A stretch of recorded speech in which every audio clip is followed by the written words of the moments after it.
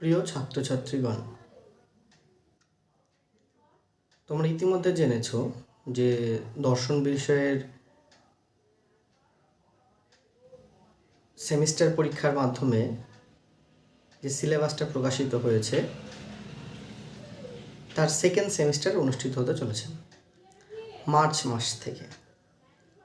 March মাসে পরীক্ষাটি অনুষ্ঠিত হবে এবং প্রথম সেমিস্টারের পরীক্ষা সম্পন্ন হয়ে রেজাল্ট বেরিয়েছে তোমাদের সবার। আশা করি সবার ভালোই হয়েছে। তোমরা জানো যে দ্বিতীয় সেমিস্টার আমাদের 40 নম্বরের হবে। তার মধ্যে 2 নম্বরের কোশ্চেন থাকবে, 3 নম্বরের কোশ্চেন থাকবে এবং 6 নম্বরের কোশ্চেন থাকবে। সিলেবাসটা তোমরা ইতিমধ্যে জেনে গেছো এবং সেই সিলেবাসের ভিত্তিতে আমরা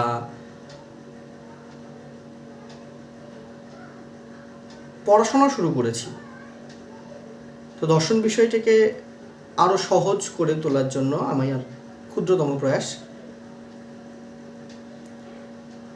আমাদের সেকেন্ড সেমিস্টারের যে সিলেবাসটা রয়েছে সেই সিলেবাসটাতে মোট 2টো ইউনিট রয়েছে। প্রথম যে ইউনিটটা রয়েছে সেই প্রথম ইউনিটটা থেকে আমাদের 24 নম্বর আসবে এবং দ্বিতীয় যে ইউনিটটা আছে সেই দ্বিতীয় ইউনিট থেকে 16 নম্বর আসবে। এবং আমাদের যে বরাদ্দ যে নাম্বারটা, সেই বরাদ্দ নাম্বারটার ভিত্তিতে ইউনিট 1, ইউনিট 2 আছে। ইউনিট 1 ইন্ট্রোডাকশন টু লজিক এবং ইউনিট 2তে আছে ইন্ট্রোডাকশন টু এথিক্স। ইউনিট 1-এর ভিতরে প্রথম যেটা রয়েছে যুক্তিবিজ্ঞানের প্রকৃতি, অবরোহ এবং আরোহ। এখান থেকে আছে আমাদের 3 নম্বর বরাদ্দ। দ্বিতীয় রয়েছে পদ, বাক্য, বচন, ব্যাপ্যতা, সত্যতা, বৈধতা। এখান থেকে 3 নম্বর বরাদ্দ রয়েছে। তৃতীয় বাক্য থেকে বচনে রূপান্তর করা, এখান থেকেও আমাদের 2 নম্বর বরাদ্দ রয়েছে। চতুর্থত বচনের বিরোধিতা, এখান থেকে 4 নম্বর বরাদ্দ। পঞ্চমত অমাধ্যম অনুমান। এই অমাধ্যম অনুমানের ভেতরে রয়েছে আবর্তন, বিবর্তন, সমবিবর্তন। এখান থেকে 3 নম্বর বরাদ্দ রয়েছে। ষষ্ঠত রয়েছে নিরপেক্ষ ন্যায়। এখানে মূর্তি, সংস্থান, বৈধতা বিচার। এখান থেকে বরাদ্দ আমাদের 6 নম্বর। সপ্তমত যৌগিক যুক্তি, প্রাকল্পিক ও বৈকল্পিক। এখান থেকে মোট 3 নম্বর বরাদ্দ। এগুলো সব ইউনিট 1-এর ভেতরে এবং এটা হচ্ছে ইন্ট্রোডাকশন টু লজিক। এরপরে এই টপিকগুলোর পর থেকে আমাদের 24 নম্বর আসবে। দ্বিতীয় ইউনিটে রয়েছে ইন্ট্রোডাকশন টু এথিক্স, নীতিবিদ্যা, ভারতীয় নীতিবিদ্যা। ভারতীয় নীতিবিদ্যার ভিতরে রয়েছে পুরুষার্থ, প্রথম ইউনিটটি বা প্রথম অংশটি। দ্বিতীয়ত শ্রীমদ্ ভগবদ্গীতায় যে নিষ্কাম কর্মটি রয়েছে সেই নিষ্কাম কর্ম সম্পর্কে ধারণা। তৃতীয়ত বৌদ্ধদের অষ্টাঙ্গিক মার্গ। এই 3টে পার্ট থেকে আমাদের 6 নম্বর বরাদ্দ, অর্থাৎ পুরুষার্থ, শ্রীমদ্ ভগবদ্গীতায় নিষ্কাম কর্ম এবং বৌদ্ধদের অষ্টাঙ্গিক মার্গ। এটার পরে ভিত্তি করে আমাদের মোট 6 নম্বর বরাদ্দ রয়েছে। নেক্সট রয়েছে চারবাক সুখবাদ। এখান থেকেও আমাদের 2 নম্বর বরাদ্দ। তারপরে পাশ্চাত্য নীতিবিদ্যায় রয়েছে নীতি প্রত্যয় সমূহ, নৈতিক, অনৈতিক, নীতি বহির্ভূত, উদ্দেশ্য ও অভিপ্রায়, ঠিক, ভুল, ভালো, মন্দ, ন্যায় বিচার সম্পর্কে ধারণাটি। দ্বিতীয়টা রয়েছে নৈতিক তত্ত্বসমূহ। তবে নতুন করে আমাদের সিলেবাস চেঞ্জ হয়েছে। এখান থেকে কান্ট, বেনথাম, সেখান থেকে কিছু অংশ নির্ধারিত রয়েছে। ভারতীয় নীতিবিদ্যায় থেকে মোট আমাদের আসবে 8, পাশ্চাত্য নীতিবিদ্যা থেকেও আমাদের মোট আসবে 8। তার ভিতরে আমরা আজকে একটা পড়া চেষ্টা করব বা তোমাদের সামনে উত্থাপন করব। সেটা হচ্ছে বৌদ্ধদের যে অষ্টাঙ্গিক মার্গের যে ধারণাটি রয়েছে সেই অষ্টাঙ্গিক মার্গের ধারণাটি কি, বা অষ্টাঙ্গিক মার্গ, সেই অষ্টাঙ্গিক মার্গটা কি। এবং বৌদ্ধ অষ্টাঙ্গিক মার্গ জানতে গেলে আমাদের বৌদ্ধ দর্শন সম্পর্কে কিছুটা জানতে হবে। বৌদ্ধ দর্শনে কি বলা রয়েছে, বা বৌদ্ধ দর্শন বলতে আমরা এখানে বৌদ্ধ নীতিতত্ত্বটা জানব। বৌদ্ধ নীতিতত্ত্বে কি বলা রয়েছে, যে বৌদ্ধ দর্শন ও ধর্মের প্রবর্তক কে ছিলেন? গৌতম বুদ্ধ। ইতিমধ্যে আমরা প্রথম সেমিস্টারে পড়ে এসেছি। তিনি এই যে গৌতম বুদ্ধ, বৌদ্ধ ধর্ম, এই যে মূল যে গ্রন্থ সেটা ত্রিপিটক, পালি ভাষায় রচিত 3টে পিটকের সমাহার। পিটক শব্দের অর্থ ঝুড়ি বা ঝাবি। এই 3টে পিটক হচ্ছে সূত্র পিটক, বিনয় পিটক আর অভিধম্ম পিটক। এই 3টে পিটকে 3টে পৃথক পৃথক বিষয়ে লিপিবদ্ধ রয়েছে। বিনয় পিটকে রয়েছে বৌদ্ধ সন্ন্যাসীদের পালনীয় নৈতিক বিধিসমূহ। বৌদ্ধ যে সন্ন্যাসী রয়েছে তার যে পালনীয় নৈতিক বিধিসমূহ রয়েছে সেই বিধিসমূহটার লিপিবদ্ধ রয়েছে বিনয় পিটকে।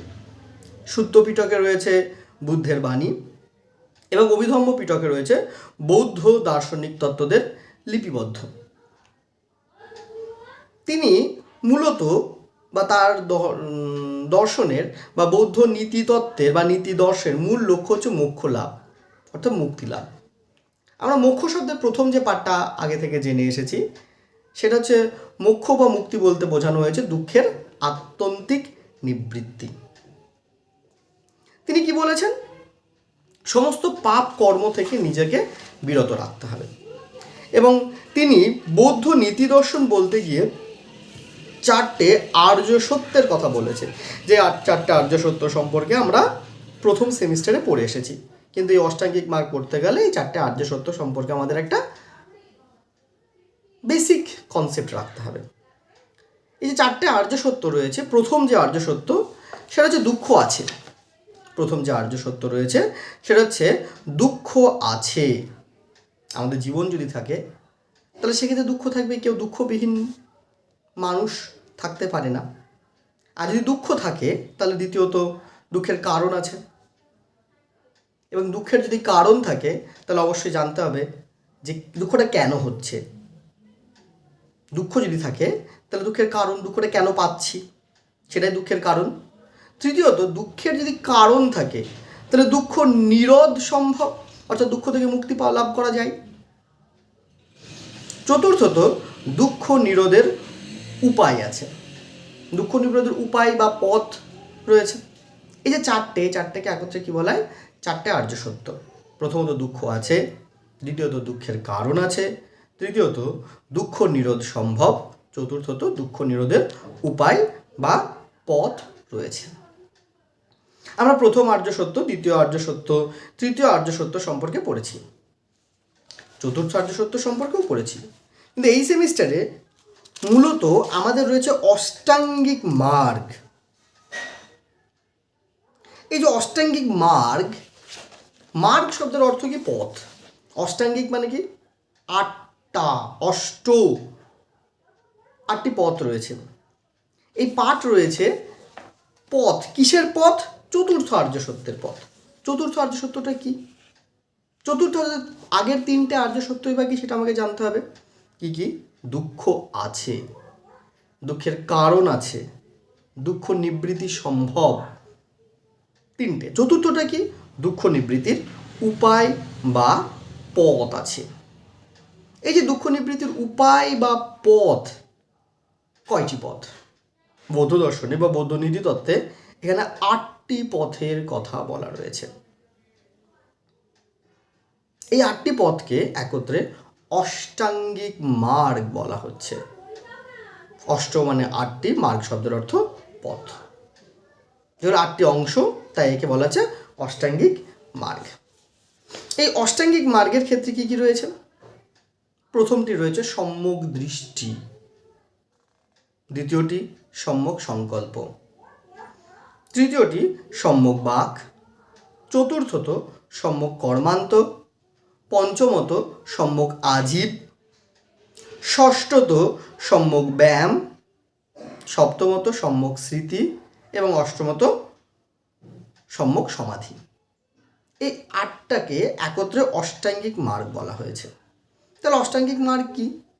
বৌদ্ধ যে নীতি দর্শন রয়েছে সেই বৌদ্ধ নীতি দর্শনের মধ্যে দুঃখ থেকে মুক্তি লাভের জন্য যে 8টে পথের কথা বলা রয়েছে, অর্থাৎ মুক্তি পাওয়া যাবে, দুঃখের আত্যন্তিক নিবৃত্তি পাওয়া যাবে যেখান থেকে, সেটাকে হচ্ছে অষ্টাঙ্গিক মার্গ।